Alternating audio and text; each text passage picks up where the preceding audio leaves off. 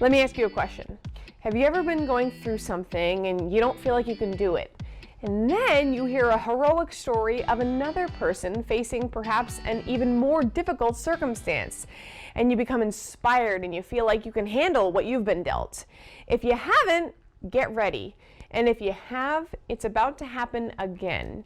Mary Christine Strobel has a story that feels unbelievable for so many reasons, but it's all very real, and it's one we need to hear.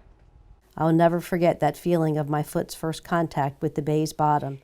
Mary Christine Strobel has lived a life that's given her no choice but to learn how to fight. It started with a boating accident off of Cook's Point when she was in her early 20s. She, her then husband, and their 2-year-old son got caught in a storm on the Chesapeake Bay, and the boat imploded. I had my son in my left arm, and I jumped over into the raging Chesapeake Bay. The only way to get to shore was to swim. I had him in my left arm, and I was swimming with my right arm on my back. And I swam all day, and I swam all night. And probably figure about 9:30 that night, I got to shore. I had no physical energy left. You know, I mean, at that point, it's the strength of your mind, because your body. I mean, I was pretty physically fit, but I don't know that anybody's that physically fit. The three made it. Thankfully, Christine had swimming experience, which she says saved her and her son's lives. However, she had no experience to fall back on when it came to the hand she was dealt less than a year later. She gave birth to her second son, Craig, who was diagnosed with recessive dystrophic epidermolysis bullosa, an extremely rare condition in which a lack of collagen in the skin causes it to be fragile, meaning it could blister or tear off with the slightest bit of friction. I said, well, when's the last time you saw this condition? And he said, never. And he said, the last patient that I'm aware of with this condition was 22 years ago. A 22-year-old mom grappling with the fact that the rest of her life would now be about protecting his. She'd have to bandage him daily and spend her other time studying this disease no one knew anything about. I was scared to go home and take care of this baby that they told me if anything happens or if there's any concerns, contact his pediatrician. I'm like, but he doesn't know anything either. What is he going to do? Keep in mind, these were the days before the internet. Taking care of Craig was a painstaking 24/7 job, and of course, she made mistakes along the way. When Craig was 3, Christine became pregnant again and gave birth to a daughter who escaped the destructive disorder. Her youngest son, Ryan, wasn't so lucky. I'm like, this can't happen again. It's not going to happen again. I'm not even going to worry about it. First of all, God knows I can't take care of 2 kids with this disorder. It's not going to happen. So when Ryan was born and I was holding him and he started to cry, he had a blood blister on his bottom gum, and I knew. Were there times that you asked why? I had those moments every day. Yeah, why? Why? Because here I am, and you asked me about this emotional part of it. Well, here I am, my sisters, everybody's having babies. Everybody's having babies, and everybody's talking about when their kid's going to do this and when their kid's going to do that. I'm just trying to keep my kid alive. And this is terrible to say, but I wasn't I can't say I wasn't happy for them. I was happy for them, but why couldn't I be like them? I just wanted my life to be normal like them. Because everywhere we went, people stared at us. Obviously, Craig had this awful, terrible disease, but tell me a little bit about his personality. Who was he? Craig was a jokester. Craig was not somebody that complained. He didn't fall into this boo-hoo, poor me, I had this terrible disease. Did you like it? No, he didn't like it. But he just went about and he did what he could do with his limitations. He became a Christian when he was 10 years old and used all the time he had left to tell people about how God was with him in this battle. He talked in prisons, people, he just wanted to share his faith, and that if he can get through this every single day and have hope, he just thought everybody could do that. Yeah. Content and compassionate until his last breath.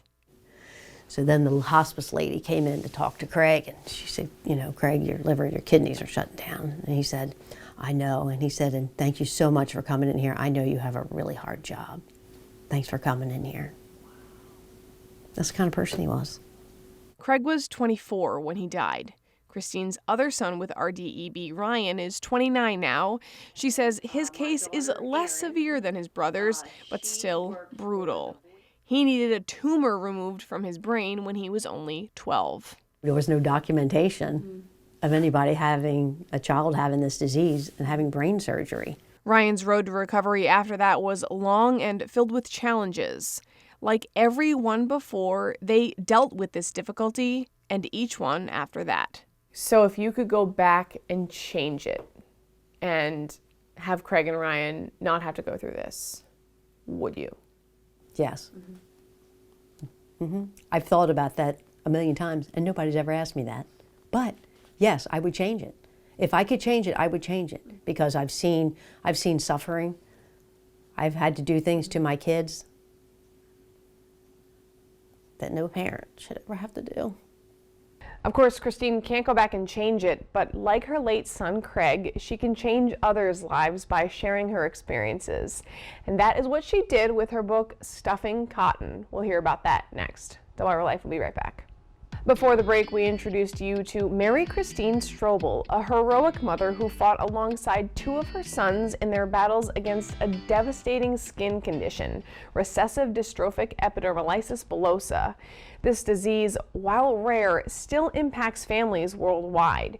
Christine has chronicled her experiences into this book called Stuffing Cotton in hopes that others may find strength in her story.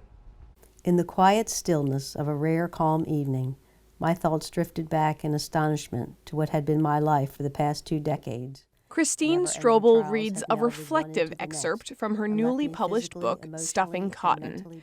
The memoir paints the honest picture of a mother's struggles to help her suffering sons, both of whom diagnosed with the skin condition RDEB. Essentially, it's characterized by extremely fragile skin that tears or blisters easily because of a lack of collagen. I want people to get a better understanding, of course, what the disease is, and when they see somebody that's all wrapped up like that, what's going on. And also, there are a lot of caregivers out there.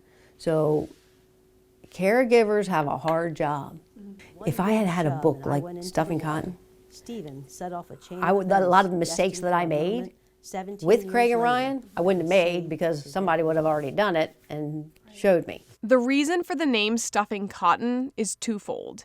The first goes back to her boat accident. She was told when she purchased the boat that if it leaked, to try just that, stuffing cotton.